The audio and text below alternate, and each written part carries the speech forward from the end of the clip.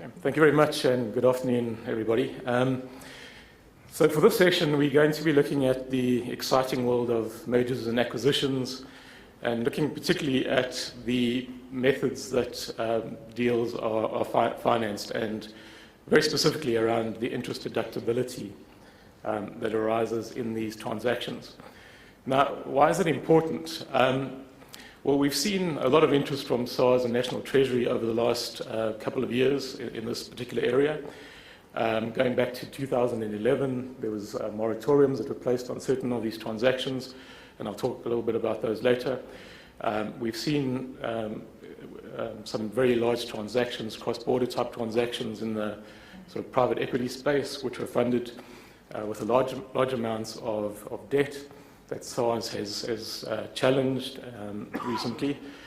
And this has all culminated in very recent changes and updates to the tax law in this area.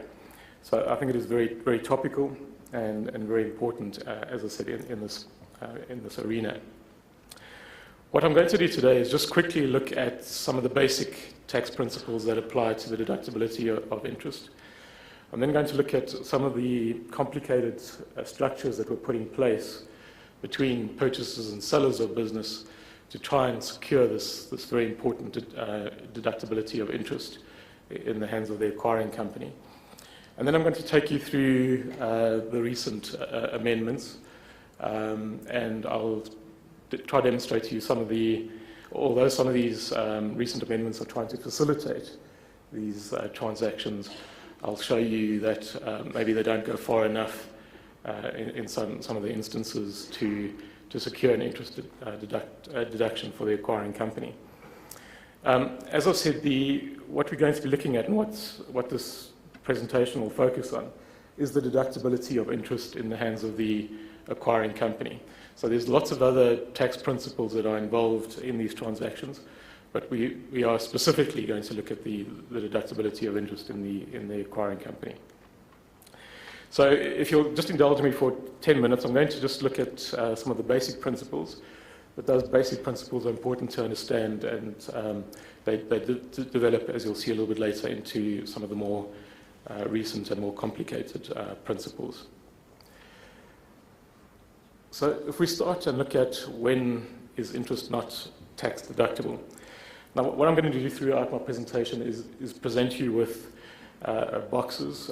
These are usually the way that tax practitioners demonstrate or try and indicate the various taxpayers in a transaction. And I hope it will assist you in understanding the particular transaction.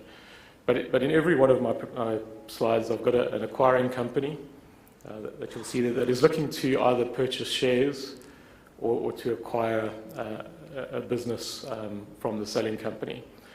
And we have the acquiring company that in this instance doesn't necessarily have enough funds to purchase the shares or the business in the target entity. And we'll go to an external funder to secure the funds that are required to purchase the business. And in all instances, as I said previously, the thing we're looking at this morning is the deductibility of interest on that debt. And we're specifically looking at the deductibility in the hands of the acquiring company. So if we look at the instance where interest is not tax deductible, this will be the case where the acquiring company takes out a loan from the funder, interest-bearing loan, and enters into what would be a sale of shares agreement with the selling company. So the acquiring company in this instance will be purchasing the shares in the target company from the selling company.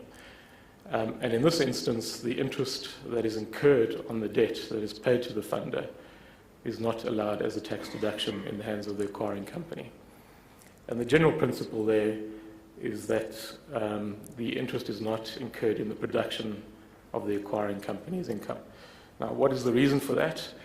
If you think about the income flows that will arise